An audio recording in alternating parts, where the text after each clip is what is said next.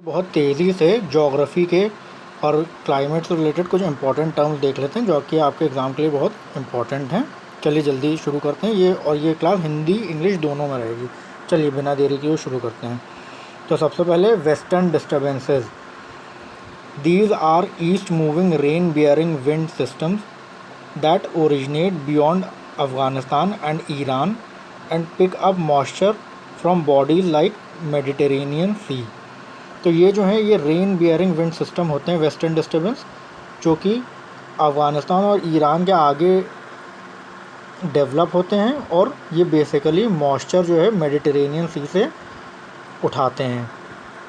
These are typically extra tropical cyclones resulting from low pressure areas formed by interaction between polar and tropical winds. ये जो होते हैं ये basically extra tropical cyclone होते हैं जो कि पोलर और ट्रॉपिकल विंड्स के इंटरेक्शन बनते हैं, जिसकी वजह से लो प्रेशर एरियाज डेवलप होते हैं। Western disturbances are embedded within subtropical westerly jet streams which is a high altitude fast moving air current that flows from west to east. तो western disturbance जो होते हैं वो सब tropical westerly jet stream में अंतर्निहित होते हैं और ये जेट स्ट्रीम जो होती हैं वो बहुत तेज़ रफ्तार से मूव करती हैं और इनका डायरेक्शन वेस्ट टू ईस्ट होता है। It is found over the Himalayan and Tibetan highlands and is most common between December and March, influencing weather over India as well. और ये जो होती हैं ये बेसिकली हिमालयन और टिबेटन हाईलैंड्स में के ऊपर देखी जाती हैं और ये दिसंबर से मार्च के बीच में बहुत कॉमन होती हैं और इनकी वजह से इंडिया का वेदर भी इन्फ्लुएंस होता है। तो चलिए अब जल्दी से हिंदी में देख लेते हैं। पश्चिमी विक्षोभ ये पूर्व की ओर बढ़ने वाली वर्षा लाने वाली पवन प्रणालियां हैं जो अफ़गानिस्तान और ईरान से परे उत्पन्न होती हैं और भूमध्य सागर जैसे जल निकायों से नमी ग्रहण करती हैं। ये आमतौर पर ध्रुवीय और उष्णकटिबंधीय हवाओं की परस्पर क्रिया से निर्मित निम्न दबाव क्षेत्रों के कारण उत्पन्न होने वाले अतिरिक्त उष्णकटिबंधीय चक्रवात होते हैं। पश्चिमी विक्षोभ उष्णकटिबंधीय पश्चिमी जेट स्ट्रीम के भीतर स्थित होते हैं जो पश्चिम से पूर्व की ओर बहने वाली एक उच्च ऊंचाई वाली तीव्र गति वाली वायु धारा है। यह हिमालय और तिब्बती पर्वत श्रृंखलाओं के ऊपर पाई जाती है। यह उष्णकटिबंधीय वर्षा मुख्य रूप से पर्वतीय क्षेत्रों में होती है और दिसंबर से मार्च के बीच सबसे आम है, जो कि भारत के मौसम को भी प्रभावित करती है। अगला है El Nino. The El Nino Southern Oscillation ENSO is a climate phenomena marked by changes in sea temperatures along the eastern Pacific Ocean coupled with fluctuations in the overlying atmosphere। तो अल नीनो सदर्न ऑसिलेशन जो है वो एक climate phenomena है जो कि सी temperature में changes से जो ईस्टर्न पैसिफिक ओशन के सी टेम्परेचर है उसमें चेंज और साथ साथ जो ओवरलाइंग एटमॉस्फेयर है उसमें जो फ्लक्चुएशन होते हैं उसकी वजह से देखा जाता है। It can interfere with global atmospheric circulation influencing the weather. तो ये अल नीनो जो है वो ग्लोबल एटमॉस्फेरिक सर्कुलेशन को में इंटरफियर करता है और इसकी वजह से वेदर भी इन्फ्लुएंस होता है। It has 3 phases: warm El Nino Spanish for little boy, cool La Nina Spanish for little girl and neutral occurring in irregular cycles for 2 to 7 years। तो ये अल नीनो सदर्न ऑसिलेशन जो है इसके 3 phases होते हैं। Warm जैसे El Nino कहते हैं, अल नीनो एक स्पेनिश वर्ड है, उसका मतलब होता है लिटिल बॉय। कूल जैसे ला नीना कहते हैं, ला नीना भी एक स्पेनिश वर्ड है जैसे लिटिल गर्ल कहते हैं। और न्यूट्रल जो कि 2 से 7 साल के इरेगुलर इंटरवल पे अकर होता है, न्यूट्रल वाला जो है। In the neutral phase the eastern side of the Pacific ocean near the south western coast of South America is cooler than the western side near Indonesia. तो जो न्यूट्रल फेज होता है उसमें जो पैसिफिक ओशन का eastern side है जो कि north western coast South America के जो पास है वो ठंडा होता है, और वेस्टर्न साइड जो कि इंडोनेशिया के पास है वो गर्म होती है।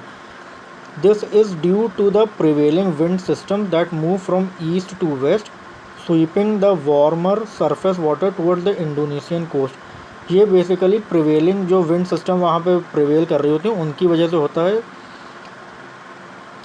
और ये विंड सिस्टम जो होती हैं वो ईस्ट टू वेस्ट मूव हो रही होती हैं, जो कि जो सतह पे सरफेस पे गर्म पानी होता है उसको जो है इंडोनेशियन कोस्ट की तरफ ले जाती हैं। The relatively cooler waters below come up to replace the displace water. अब होता है ये जैसे जो गर्म पानी ऊपर की तरफ होता है सरफेस वाटर जो होता है जो गर्म वाला, वो जब इंडोनेशियन कोस्ट की तरफ हवाओं की वजह से चला जाता है तो जो नीचे का तो कंपैरेटिवली ठंडा पानी होता है वो उस गर्म पानी जो डिस्प्लेस होता है उसकी जगह लेने के लिए ऊपर आता है।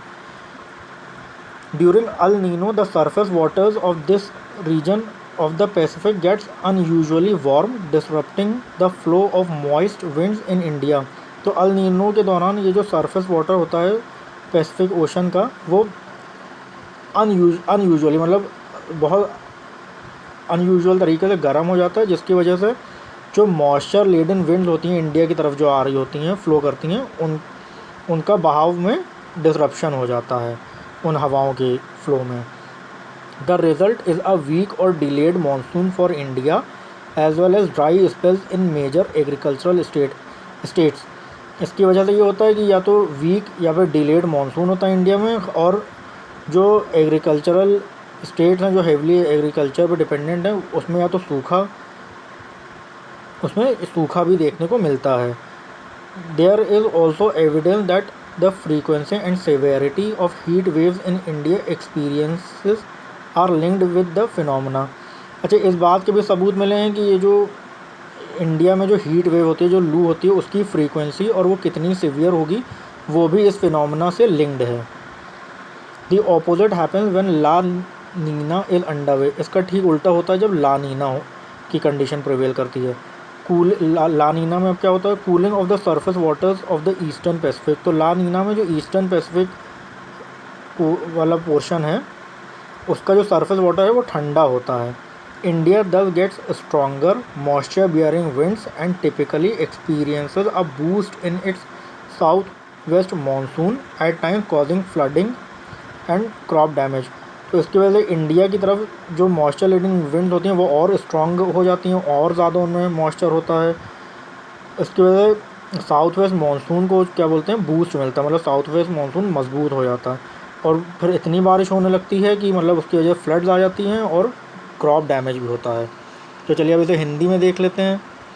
अल नीनो दक्षिणी दोलन ENSO एक जलवायु घटना है जो पूर्वी प्रशांत महासागर के साथ समुद्र के तापमान में परिवर्तन और इसके ऊपर के वायुमंडल में उतार चढ़ाव से चिन्हित होती है। ये वैश्विक वायुमंडल परिसंचरण में बाधा डाल सकता है जिससे मौसम प्रभावित होता है। इसके 3 चरण होते हैं। गर्म जैसे अल नीनो, स्पेनिश में इसका मतलब होता है छोटा लड़का। ठंडा जैसे ला नीना कहते हैं, स्पेनिश में इसका मतलब होता है छोटी लड़की। ये अल नीनो और ला नीना दोनों स्पेनिश वर्ड हैं। और तटस्थ जो 2 से 7 वर्ष के अनियमित चक्रों में घटित होता है। तटस्थ अवस्था में प्रशांत महासागर का पूर्वी भाग दक्षिण अमेरिका के उत्तर पश्चिमी तट के निकट, पश्चिमी भाग जो कि इंडोनेशिया के निकट है की तुलना में ठंडा होता है। इसका कारण पूर्व से पश्चिम की ओर चलने वाली पवन प्रणालियां हैं जो गर्म सतही जल को इंडोनेशियाई तट की ओर ले जाती हैं। नीचे से अपेक्षाकृत ठंडा जल ऊपर आ जाता है विस्थापित जल की भरपाई के लिए। अल नीनो के दौरान प्रशांत महासागर के इस क्षेत्र में असामान्य रूप से गर्मी बढ़ जाती है। जिससे भारत में नम हवाओं का प्रवाह बाधित हो जाता है। इसके परिणामस्वरूप भारत में मानसून कमज़ोर या विलंबित होता है। साथ ही प्रमुख कृषि प्रधान राज्यों में सूखा पड़ जाता है। इस बात के भी प्रमाण हैं कि भारत में आने वाली लू की आवृत्ति और तीव्रता इस घटना से जुड़ी हुई है। ला नीना के दौरान ठीक इसके विपरीत होता है। पूर्वी प्रशांत महासागर की सतह का पानी ठंडा हो जाता है। इस प्रकार भारत में तेज़ नमी वाली हवाएं चलती हैं और आमतौर पर दक्षिण पश्चिम मानसून में तेज़ी आती है, जिससे कभी कभी बाढ़ और फसलों को नुकसान होता है। अब अगला फिनोमेना है हमारा heat wave. Heat wave a period of unusually high temperatures departing from the normal and varies regionally. तो हीट वेव जो होते हैं वो अनयूजुअली हाई टेम्परेचर को दर्शाते हैं, नॉर्मल से अनयूजुअली हाई टेम्परेचर को दर्शाते हैं, और ये रीजन के हिसाब से वेरी करते हैं। It may be exacerbated by factors like humidity, wind speed and the duration of heat wave event। तो ये जो हीट वेव होती हैं ये ह्यूमिडिटी, विंड स्पीड और हीट वेव के ड्यूरेशन के हिसाब से बढ़ भी जाती हैं। A heat wave may be considered if the maximum temperature of a station reaches 40 degree Celsius in plains और 30 degree Celsius in hilly areas। तो हीट वेव तब कंसिडर की जाती है जब प्लेन्स में जो है टेम्परेचर जो है 40 डिग्री सेल्सियस और हिली एरिया में 30 डिग्री सेल्सियस पर पहुंच जाता है। Once this threshold is reached, the Indian meteorological department IMD may declare a heat wave based on departure from the usual temperature if the temperature ranges 4.5 degree Celsius to 6.4 degree Celsius above normal and based on the actual maximum temperature more than 45 degree Celsius.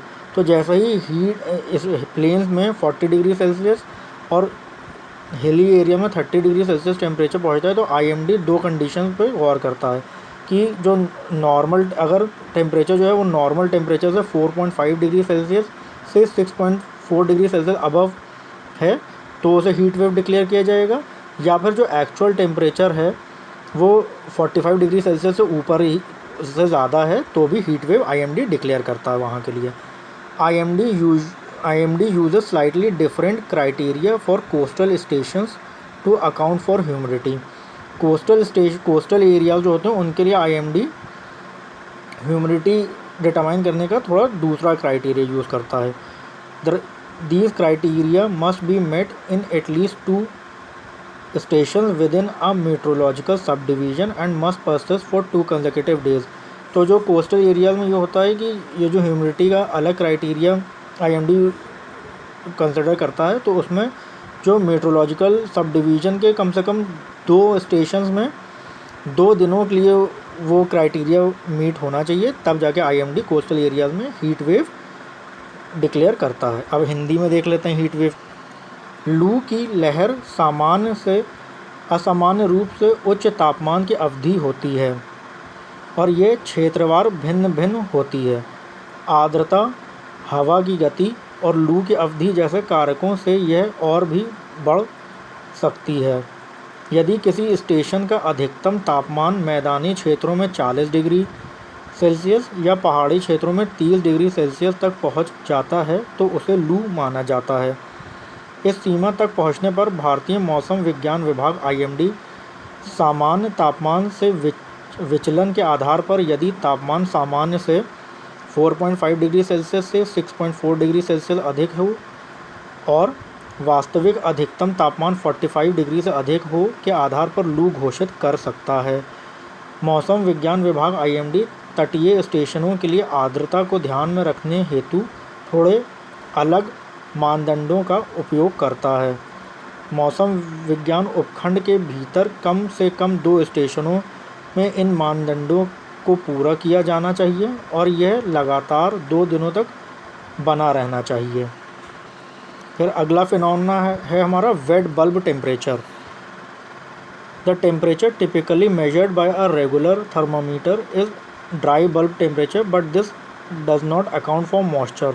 तो जो normal जो typical जो normal thermometers हम लोग temperature measure करते हैं वो उसे ड्राई बल्ब टेम्परेचर कहते हैं।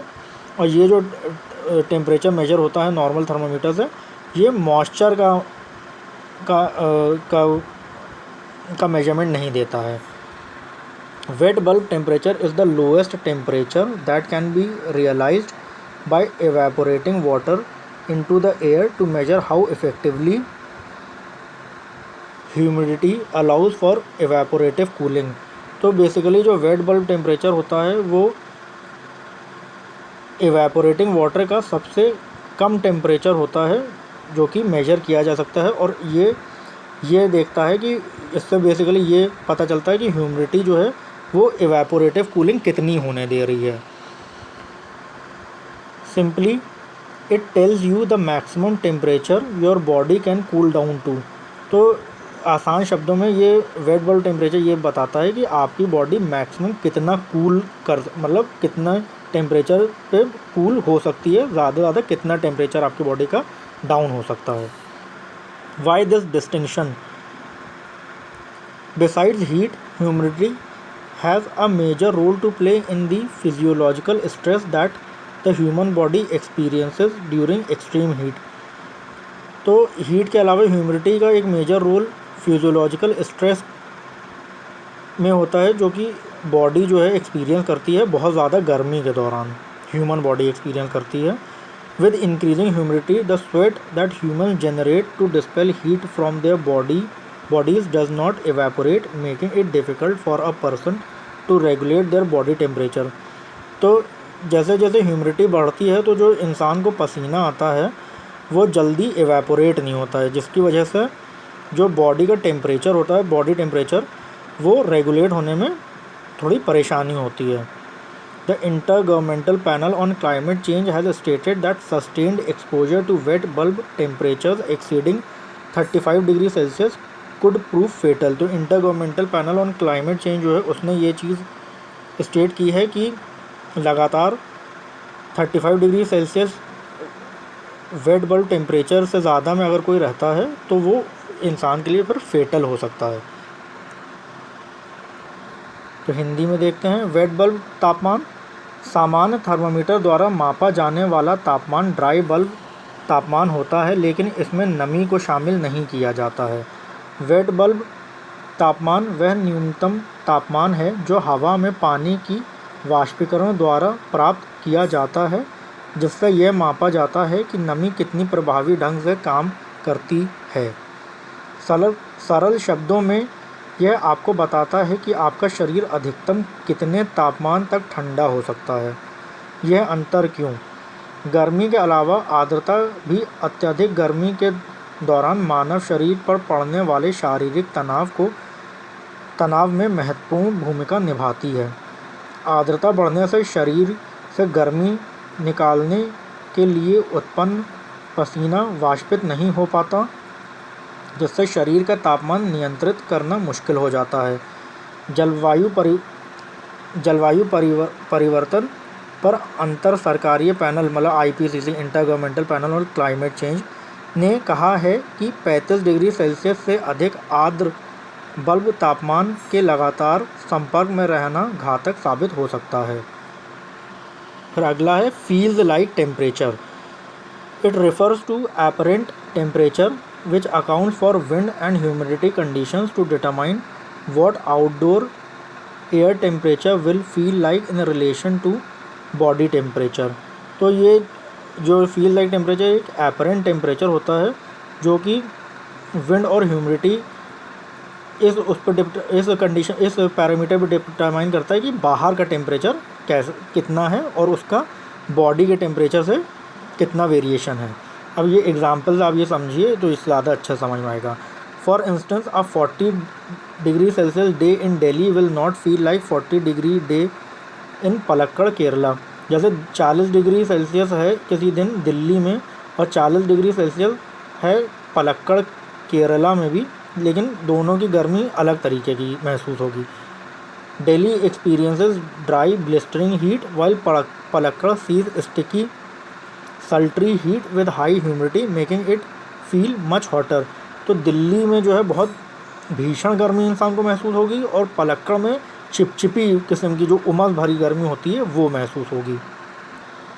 अनुभूत तापमान, यह आभासी तापमान को संदर्भित करता है जो शरीर के तापमान के संबंध में बाहरी हवा का तापमान कैसा महसूस होगा ये निर्धारित करने के लिए हवा और आर्द्रता की स्थितियों को ध्यान में रखता है। उदाहरण के लिए दिल्ली में 40 डिग्री सेल्सियस का दिन केरल के पलक्कड़ में 40 डिग्री सेल्सियस के दिन जैसा महसूस नहीं होगा। दिल्ली में शुष्क झुलसा देने वाली गर्मी पड़ती है जबकि पलक्कड़ में चिपचिपी उमस भरी गर्मी और उच्च आर्द्रता होती है। तो ये जो है एक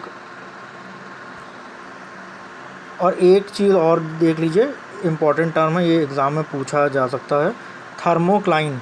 तो थर्मोक्लाइन का क्या मतलब होता है? Thermocline is the layer of water separating warmer surface water and cooler water below. तो थर्मोक्लाइन पानी की वह सतह है जो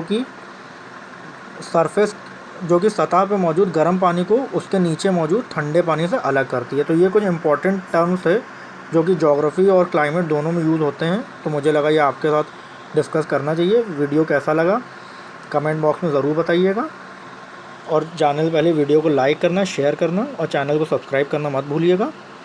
बहुत जल्दी मिलते हैं अगले वीडियो में। बहुत बहुत शुक्रिया, थैंक यू।